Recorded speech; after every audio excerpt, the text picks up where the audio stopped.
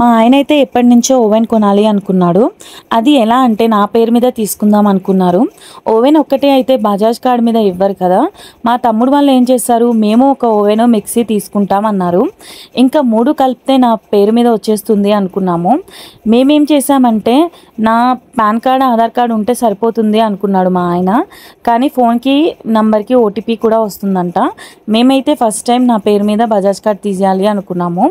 కానీ నా పేరు మీద తీస్తూ ఉంటే ఎర్రర్ అని వచ్చింది అని చెప్పారు. మళ్ళీ నెక్స్ట్ వేరే బ్యాంక్లో అయితే ట్రై చేశాము. దాంట్లో 40,000 లిమిట్ అయితే చూపించింది. పైకి వెళ్ళి ఓవెన్స్ చూసే లోపే మీ పేరు మీద ఇది రిజెక్ట్ అయిపోయింది అని చెప్పారు. ఇంకా మా తమ్ముడి నేమ్ మీద తీసుకుందాం అనుకున్నాము. కానీ అంతలోనే షాప్ టైమింగ్స్ అయితే అయిపోయాయి. నెక్స్ట్ డే మేమైతే వెళ్ళాము. నెక్స్ట్ డే వెళ్ళి ఏమేమి తీసుకున్నామో పార్ట్ 2లో అయితే చూపిస్తాను. నా ఛానల్ని ఎవరైనా సబ్స్క్రైబ్ చేసుకోకపోతే సబ్స్క్రైబ్ చేసుకోండి.